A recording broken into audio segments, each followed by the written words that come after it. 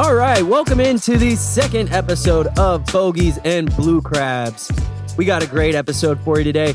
We're going to be talking different formats of competitive golf to be playing, different leagues, and some other great tips and tricks with Max and Alme as always. This is Bogeys and Blue Crabs.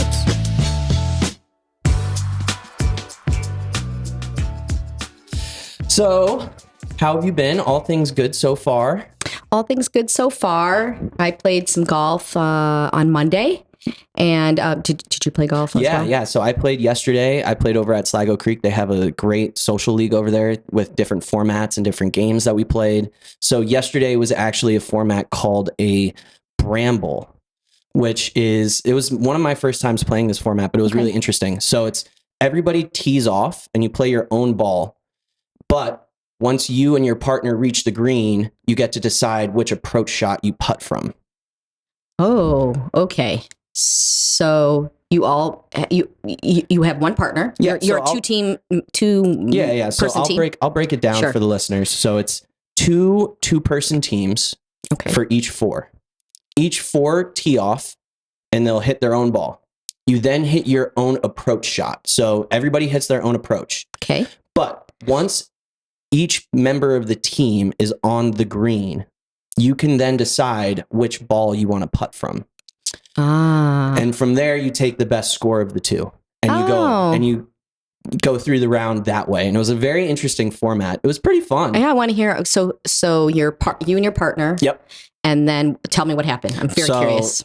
Let's just say, let's go through the first hole. So the first hole was the longest drive hole for the 9-hole competition. Had to keep it in the fairway. So at Sligo, hole 1 is about 265, 270, straight up a hill. So I hit a 5-iron, just tried to get to a decent number and set my partner up to be comfortable to hit their shot. I then, so I hit a decent one, right side of the fairway, and he hit driver, and he put one probably 5-6 yards from the green, but perfectly in the fairway. So played that. I then hit a soft little cut 54. So 54-degree wedge, normally a sand wedge. And I kind of wanted to put some spin on the ball. So knowing that you want to hit a cut shot because it spins a little bit more, it stops quickly on the greens. So I hit it to about 6 feet. My partner then putted to about maybe 8 to 10 feet. And we ended up taking my ball. We both made the birdie putts, so we made birdie on the first hole, and we moved on to the next. And where did your partner end up hitting his approach shot onto the green? Like, how far was that you guys decided on yours instead? So he actually bladed it slightly. Okay. And so the pin was front. He only had maybe 8 to 10 feet, and he blasted it about maybe 22 feet past. So we ended up just taking that and kept moving. Got it. Okay. So I'm hearing a few words there that you said. So I know that we have some beginner golfers listening to us. Yeah, definitely. What is bladed? Yeah. So when you blade a wedge, that's when you don't necessarily get all the way into the ground. So you hit the middle top of the ball with the bottom of your club. And so that's when you see a ball, it's very hard for it to stop. It's very low. It's usually a bullet that's pretty hard hit. And it's a low, below the knee, I would say. So that's blading your shot. And then I heard you say the word cut. Yes. So in golf, there's 2 main shots that you're going to hear people say. You're going to hear them say you hit a cut shot, which means the ball moves from the left to the right. So not so much a slice, which a slice is a big turn to the right. Sure. And then you have what are called a draw. So a draw is the balls flying from right to left. And it usually has a bit of topspin on the ball. And so it travels a little bit further. Yes. And it rolls a little bit more once it lands. Yeah. A cut shot, on the other hand, has a lot of backspin on the ball. Okay. And so putting a lot of backspin on the ball, it's going to stop quickly. Those are the shots that you see the professionals, both men and women, hit, where the ball bounces like once or twice and then it rolls right back, like somebody yanked on it like a yo-yo. Yeah. That I cannot do cut shots yet. Interesting. Would love to, but I can do a cut shot in tennis, spinning the ball so that it bounces back. I'm sure I could do it in golf if I tried. It's pretty similar. Is it? I would say, as somebody who also plays tennis, there's a lot of similarities between the two, which is great. I really think that if you have that feel for tennis, it's not exactly the same feel, but it's similar. It's that kind of out to in feel. And I think it's something you just work on at the range, and you practice, and before you know it, it's a shot that you have in the bag. Okay, well, good to know. Except the fact that in tennis, a ball does kind of fastly approaches you. Yeah, like you're getting prepared for a ball coming at you at 90 miles per hour or whatever it is. So I really do want to learn how to. I'll learn it. I'll learn how to cut one of these days. Yeah, you'll totally get it. It's not something I would worry too much about. No. But that was just something that I wanted to mention briefly at the start of the show. I thought it was really fun yesterday playing that format and kind of getting the team aspect of golf going. It's always a good time. Do you have the same partner every time? Oh, it's mixed. No. Great. So it's mixed. Okay. And it's handicapped. So the guy, his name is Ali. He does a great job over there running the league. He knows pretty much all of the golfers that are part of it. So there's different levels, of course, but he tries his best to match up the teams so they're fairly even. That's I would nice. say so. Yeah, it's a good group over there at Sligo. It is. I know. They do a great job there too. So yeah, let's get into the show. I know you played recently. I did. I played Monday at University of Maryland Golf Course. I joined a league there. It is mostly men. Who are pretty much like all scientists and engineers.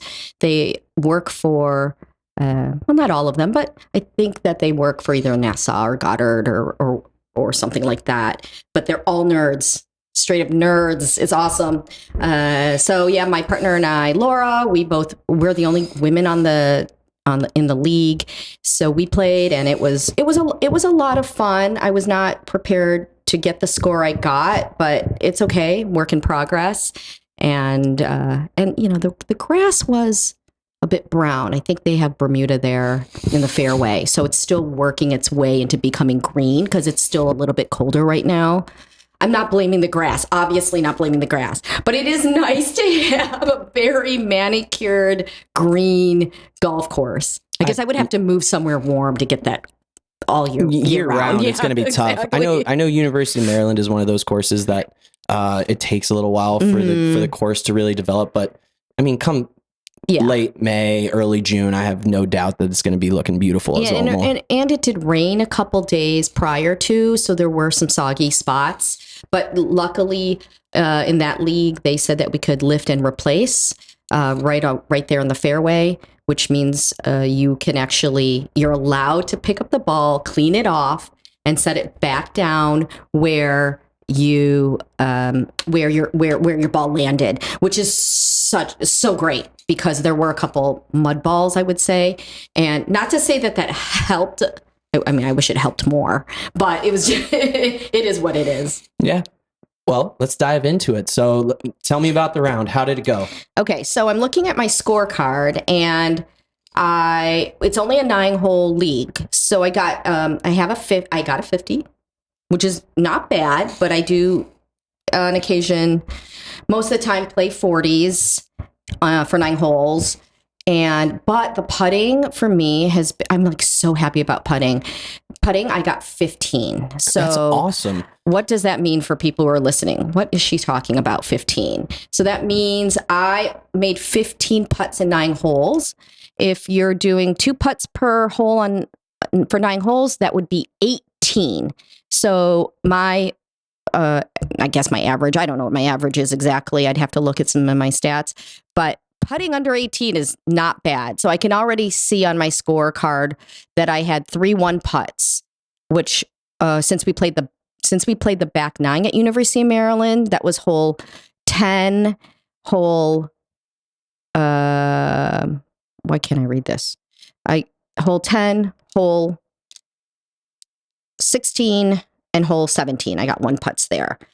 I'm thinking though, but I'm looking at the scorecard, and my approach shots were short, so I did not get on in GIR at all, except for one par 3, maybe. Anyway, I'm thinking that score could have gone down if I could just freaking get on the green. We've been talking about it for a while. I mean, I think this is one of those things that's just going to be a work in progress, but that's a tough course. And let me just break it down for the listeners. University of Maryland, the greens are lightning quick. You very rarely get a straight putt. And the course itself, while it's not in perfect shape right now, it's just a tough course. And so to go out there and put yourself out there and have these one putts, it really shows a commitment to your practice. And I would just say keep going, keep working on that. It's early in the season. Keep working on those swings. But I really commend you for going out there and putting the way that you did, because I have struggled on those greens before. Yeah, I mean, I know that the last time you and I played, you were having some issues there with the putting and not being very happy about it. So you tell me, what did you work on your putting this week? So yeah, I've actually gone out the last, let's see, not yesterday, but the day before and Monday. So I was out on the putting greens. I actually went to Northwest putting green over there, and I was working on inside 3 feet. Okay. So a couple of weeks ago, Almay and I went, and we also played the University of Maryland. And one of the things that really bothered me about that round was my lack of mental strength. I felt like I let things really get out of hand quickly, and it really came back to missing a couple of 3-foot putts early in the round. And that's something that I've really been practicing on, is slowing down the takeaway on my putts, especially short putts, trying to take the backswing much slower and controlled, hitting the putts in the middle of the club face, which has been very important to me. I noticed that I was missing a lot on the heel side, which gives you, for our listeners, the heel side is the bottom part of your putter. The toe is the point furthest away. And so I was missing a lot on the inside heel of my putter, and that was forcing it to go left. Okay. So it sounds like you had, you obviously analyzed it enough to want to fix it, whereas most people would just wait until another round and then go out and fix it. So how long were you out there? I tend to go for about an hour and a half. I mean, it's a good amount of time. I like to really put a lot of work in to starting short, and then you move to your lag putts. And that was another focus of mine, which really helped my score yesterday as well, was my lag putting. Is you're not always going to put it inside 10 feet, 5 feet. You're going to have 25, 30 footers, and understanding the idea of you don't have to make that putt, but it's like chess. You want to set yourself up for the best position for your next shot, and really focusing on that has been a big benefit for me. Oh, that's great. So when you played your round at Sligo during your league, how many of those putts how many of your putts were used, and were they inside 12 feet or? So I thought we had a really good balanced team yesterday. My partner and I were able to really work well off each other and play to each of our strengths, which was great. So I would say it was about 50-50. I was really proud of the fact that I did miss, it was a par putt on number 2 inside 5 feet, and I missed it. And I thought that was going to be a situation where things tend to go south. And I've really been working on myself to try and not let it get to that point, realize there's a lot of golf left, and move on, flush it and move on to the next shot. And I did that yesterday. And so I was really proud of myself there. So I'm curious then, Matt, how did you do that? The first thing that I did was I realized that my partner and I were still in a really good position. We had made birdie on 1. I felt really good about our birdie. And also I had a partner with me. So even though I missed that putt, my partner stepped up and he made it. Okay. And so he, had my back. I felt like right then and there, we were going to work really well together. And that was, in my mind, that was the most important part of the entire round, was us getting through that spot of a little adversity and start getting into the holes where we could score. And so once we got through 4, we birdied 5, 6, 7, and 8. Yeah. So going from, well, we were feeling decent in that point, but it was getting through that first speed bump that really helped a lot. That's great. So what else? What else is going on in that I round don't over know. there? So I don't know. I mean, I'm looking forward to next Monday when we can play again. We do play. I think it was supposed to be it was match play, but the way the league works in regards to handicap is they take your first two rounds and then they will determine from there what your handicap is, as opposed to using your gin. So I'm curious. I guess we won't really know who won exactly. But I'll let you know next week. Yeah, and I just want to kind of dive back into one thing that you were talking about earlier, which was trying to hit more greens in regulation. So, how was your ball striking out there? And so, for the listeners that don't really know, ball striking is like where you're hitting the ball on the club face. Yeah, that's so good. It's so funny, Max, because you're more technical. This is so crazy. You're more technical when it comes to golf because you enjoy it so much. And here I am as the former engineer, and I'm so less technical. Like, if you're going to say oh, how was my striking? Well, okay, it was fine. I can't tell you exactly where I was hitting it on the face of my club. And I love that you do get more technical with it because you're like almost like a gearhead in as opposed to a person like myself who does go out. I enjoy the sport. I enjoy just trying to improve each and every day. I will tell you again, I am freaking short. So I don't know exactly if it's confidence. It could be my club choice. I don't know, but I am signing up to see a instructor to really figure this out, because I think instead of me trying to figure this out, I really do need someone to be like, you know what, Almay, could be your equipment. Like maybe that's what's happening. Or, hey, you need to start lifting some weights so you can get more strength. So I will let you know. I can't tell you exactly where I was hitting it, but I was not getting any distance. And that's tough. I mean, I don't want to throw too much information out at you because I know that I have a tendency to do that and have too much going at my partners and playing partners. But for me, the one thing that I really focus on when it comes to ball striking is driving the ball. And I've seen you drive the ball great. I've seen that driver of yours become a weapon. And I'm just wondering if it's a comfort thing, if it's, maybe a little bit of an intimidation factor out there playing in this league. But you have all the talent out there to play with these guys. There's no question about it. I've seen it. It's just, for me, what I tell a lot of beginners is when you're first swinging, the focus should be, one, trying to hit the ball in the middle of the club. If you're hitting it off the toe, hitting off the heel, it's going to have a drastic impact.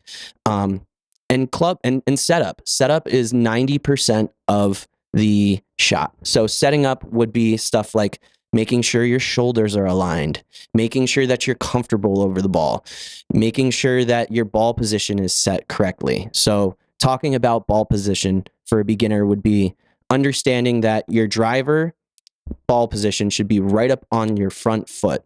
So feet shoulder length apart, tee the ball up, have it right on. If you're a righty, it would be your left foot. And if you're a lefty, it would be your right foot. And slowly moving the ball back as you go down your bag closer to your wedges.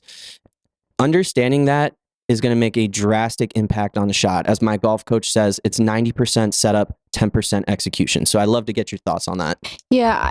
So yesterday I had an all-girls class. The kids that I have are between the ages of 7 and 13. And yesterday we worked on our drivers.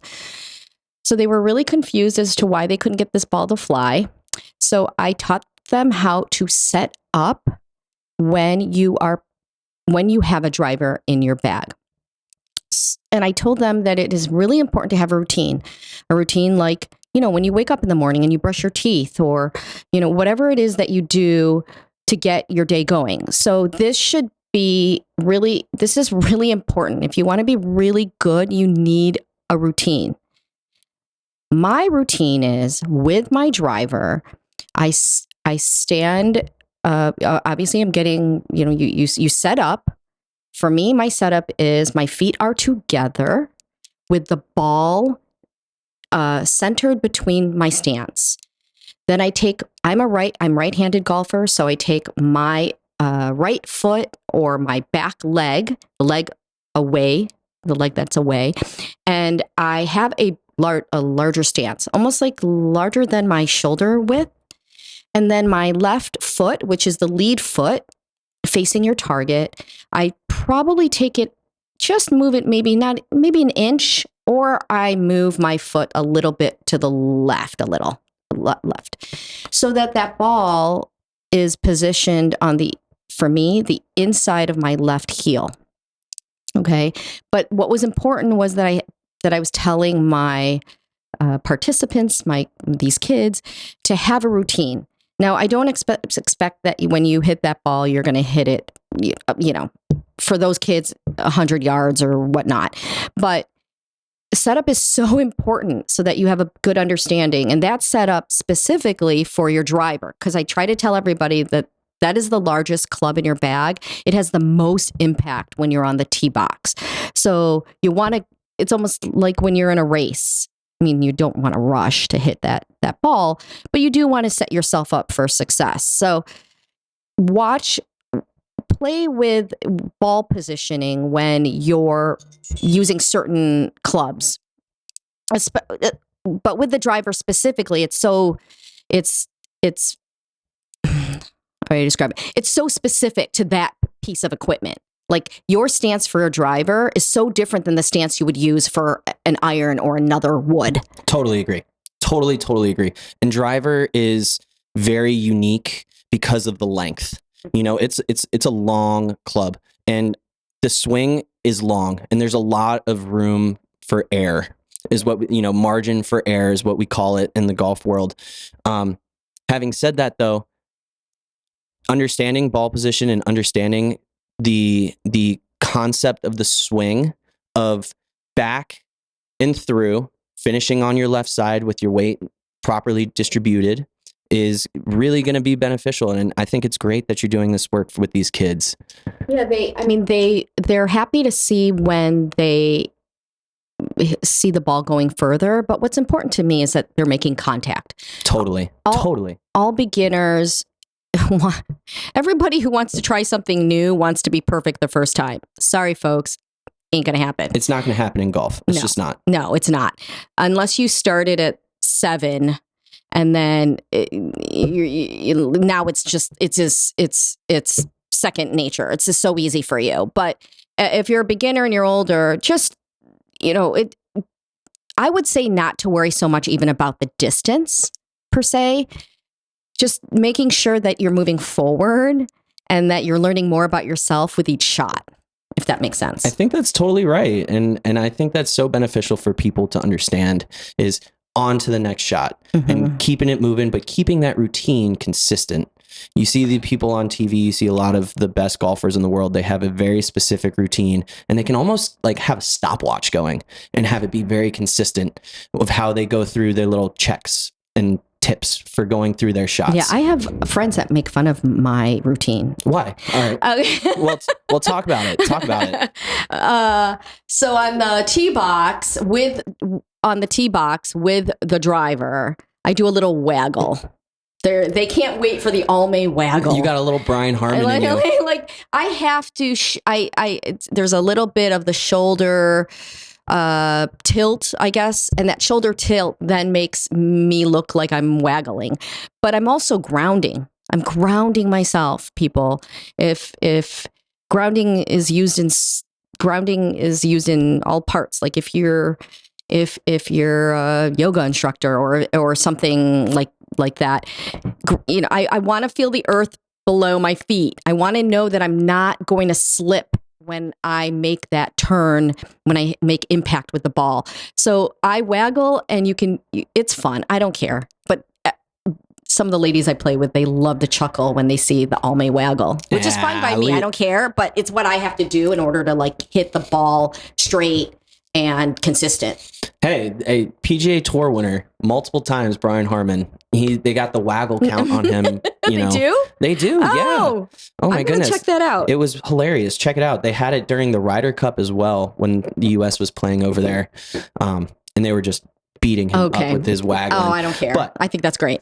There's nothing wrong with that. It's No. just a little waggle. Just a waggle. So moving on, I wanted to talk about it. Did you watch the Masters at all? Oh my gosh. So okay.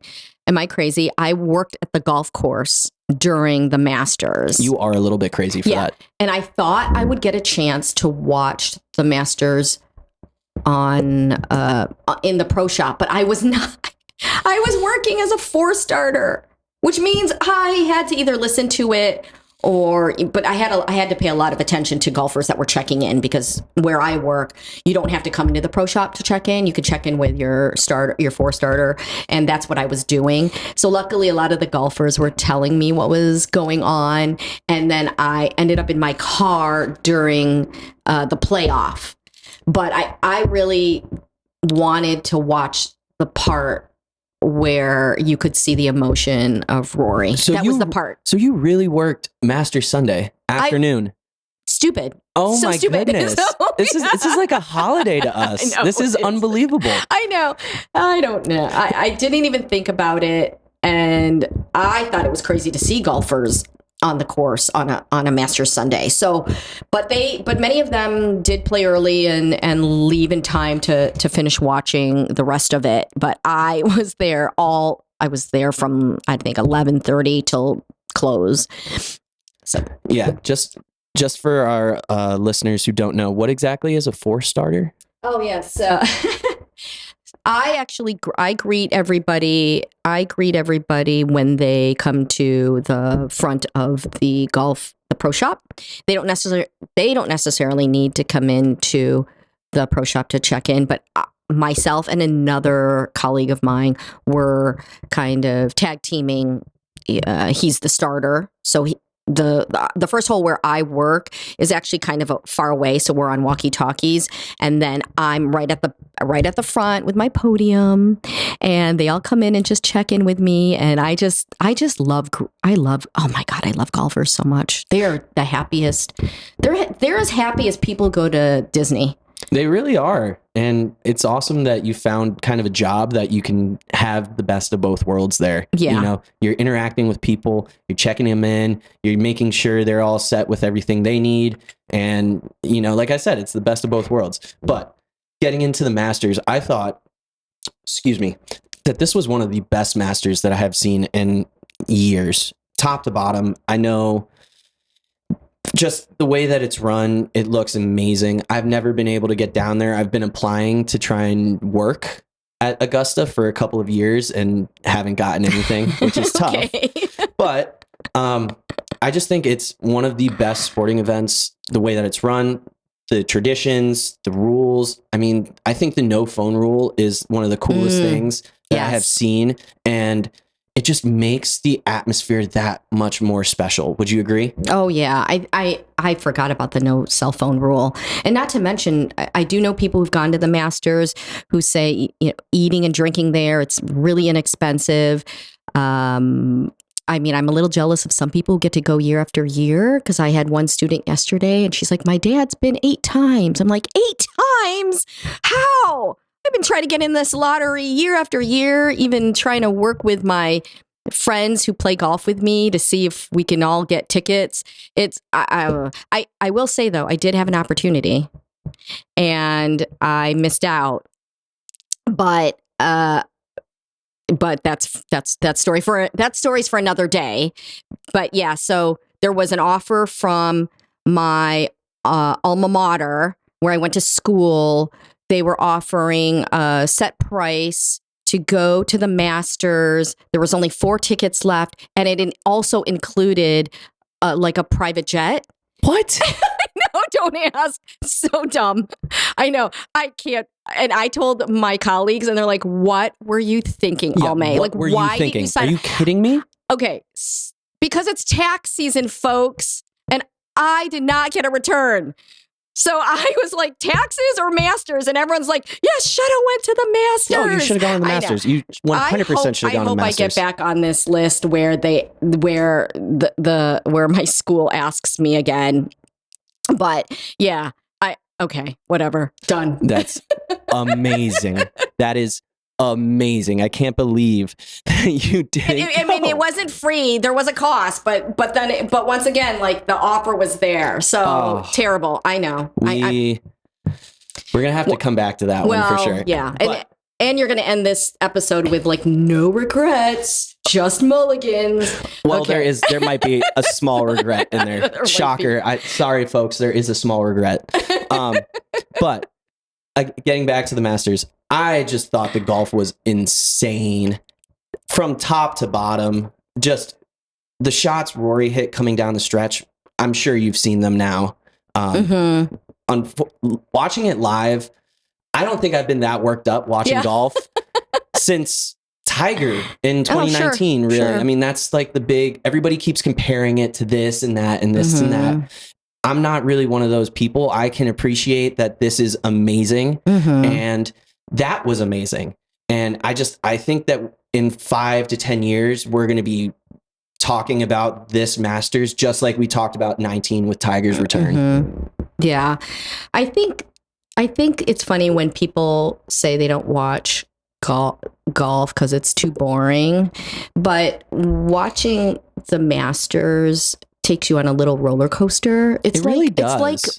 It's almost like reality television. Almost. And right? I think having Full Swing be as ingrained now, like these behind the scenes shows, I can't get enough of it. Yeah. Like I am the mark of all marks when it comes to this. Like I want to see Rory, pulling up, going through his pre-round routine. I love hearing about all the tweaks DeChambeau's making. I love hearing about the relationship with Shane Lowry and Rory, or the new guy that I love, Ludwig Oberg. Oh, Oberg, yes. Oh, I mean, 6'4", built in a Scandinavian lab somewhere, and has a golf swing to match Scandinavian lab. Oh my. His nickname is the Iceman, and he truly is the Iceman. His swing is perfect. If you want to see a perfect golf swing, look up Ludwig Oberg's golf swing. It is fantastic. I went to coach training a couple weeks ago, and one of the other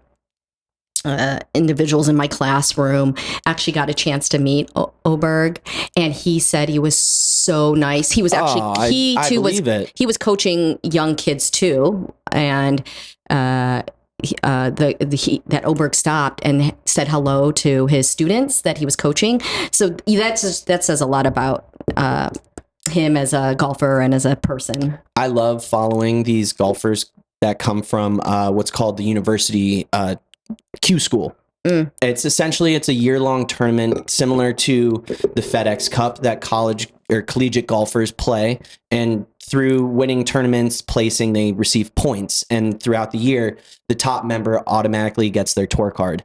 And so I've been following Ludwig since he was at Texas Tech and was coming into the league to the tour, and it has been so fun to watch him. Again, he was not at the top of the leaderboard coming into Sunday. I think he was 6 back, and coming down the stretch, he's 1 back. And at a certain point, he was tied for the lead, and I was just going crazy.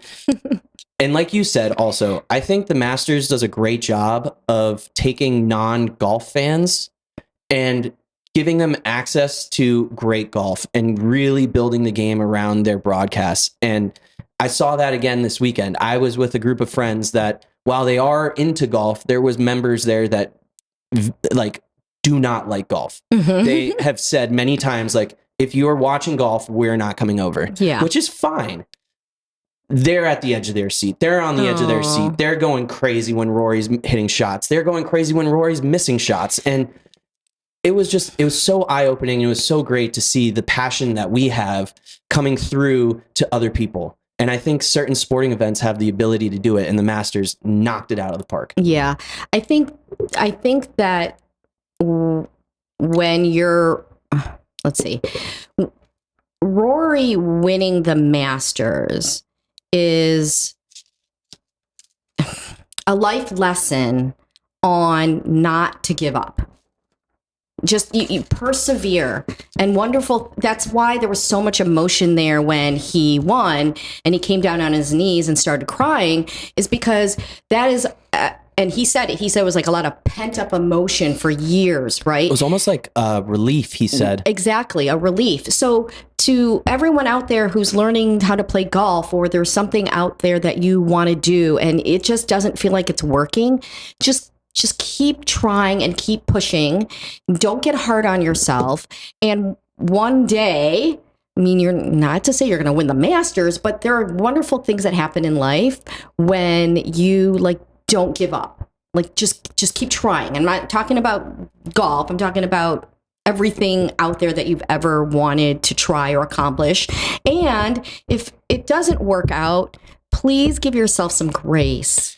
I think a lot of us have forgotten how young Rory was when he first came into the PGA and really started winning. I think it was back in like 2007 was the first time that I really saw Rory as an amateur, and then watching him come in as in the 20 teens and start winning majors and winning them so young. It took him 17 tries to win that green jacket. 17 trips to Augusta. Yeah.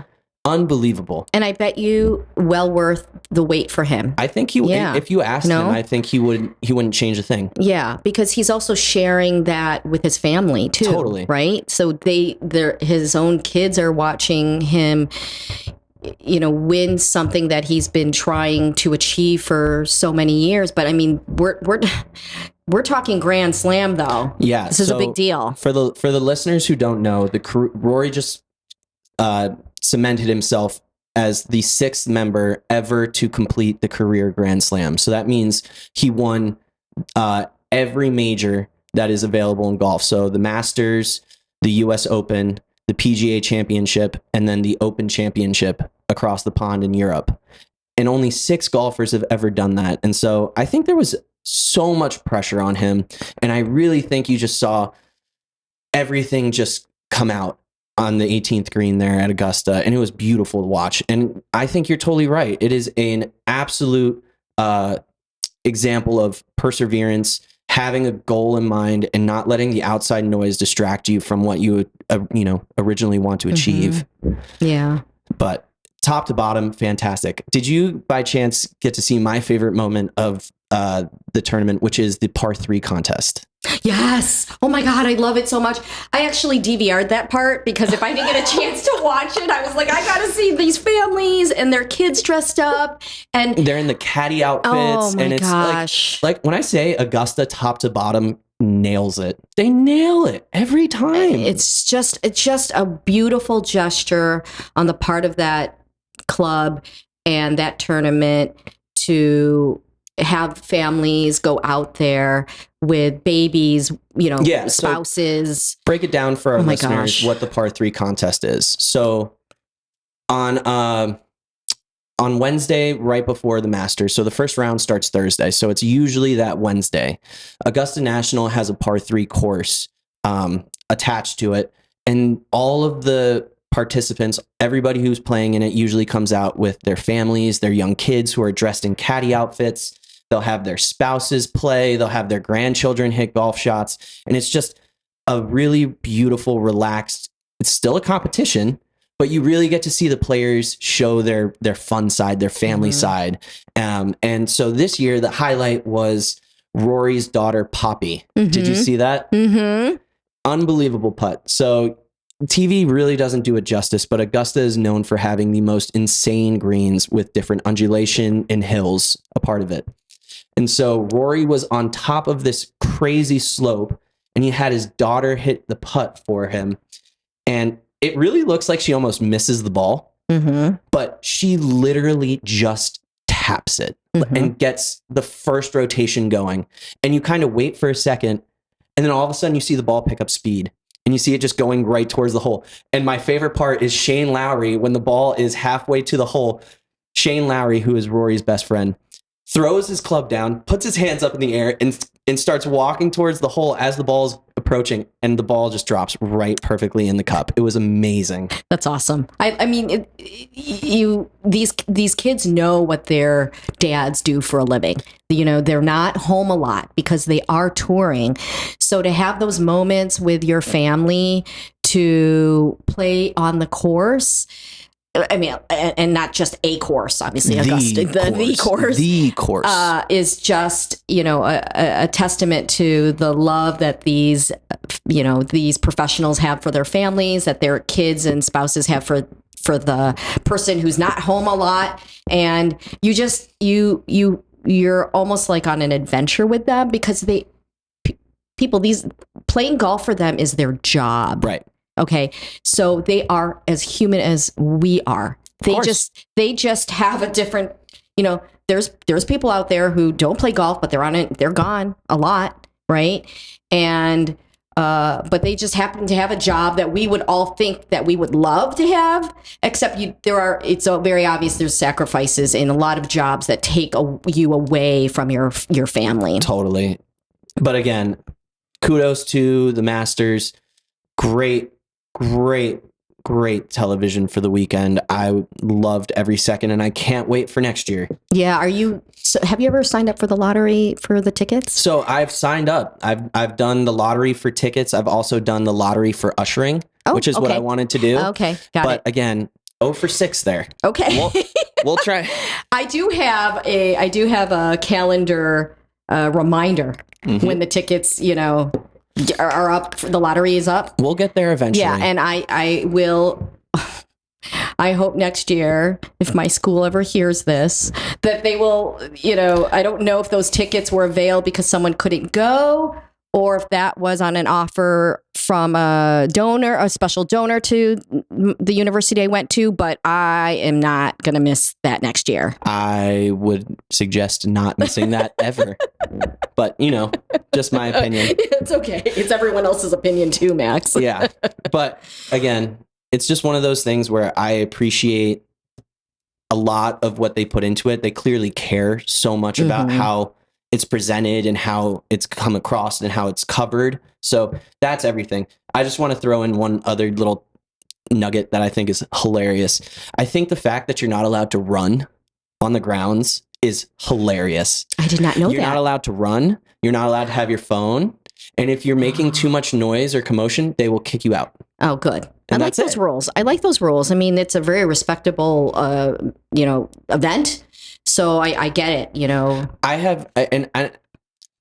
it is what it is when it comes to the phone thing. I know phones are so ingrained in our society now that you pretty much need to have it at all times. But did you ever see the picture? It was of the US Open a couple years ago.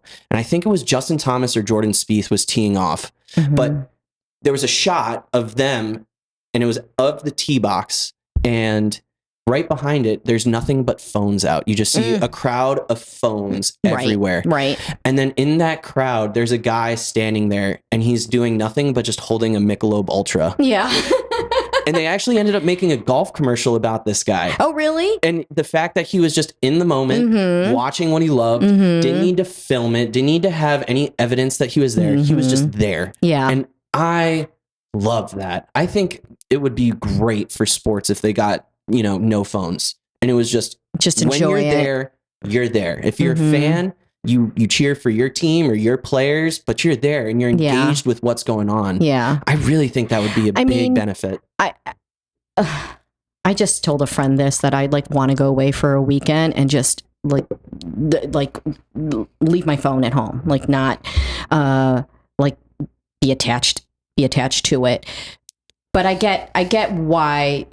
I mean, the phones and people using their phones to take photos for social media also does help the sport in any event, or the the professional who gets just more exposure, even though a lot of people don't really need a lot of exposure. I mean, you would know, you wouldn't need to, if Michael Jordan's walking down the street, you'll know Michael Jordan. You don't, right. But then again, back then there weren't cell phones either. But the idea of, some quiet time on the course like they do over at the Masters is, I mean, like you said, just being present is really nice. But I also think the social media aspect of everything, for example, Minwoo Lee, right? He is exploding on social media and he's super savvy when it comes to that. And it allows these athletes to really interact with fans and have that personal touch to everything, which I think is is super beneficial. Obviously, for advertising and, different, sort of sponsorships, that's vital. Right. So again, I don't think that phones are the issue when it comes to the athletes, but I do think for certain events, you are going to be way more engaged when you don't have that agreed. distraction. I totally agreed, because sometimes you're on your phone at an event and you're not actually like taking photos of the event. You're actually reading an email, right? Or you're scrolling because Right. your attention span is like you don't have an attention span, Right. So I mean, I definitely, a lot of events, people are using their phones, and not really watching the event. Totally. They're just scrolling. Totally. I don't have no idea how you could do both, but it is nice for people to put their phones down and just, like you said, just be present. Yeah. And just being present and in the moment. But I think this is a great place to end this one today. I want to thank all of the listeners for making it this far in the podcast. Check back next week. We're going to have another great episode coming here, talking all things golf and life. Almay, thanks for the time today. This has been Thanks, fantastic. Max. Love it.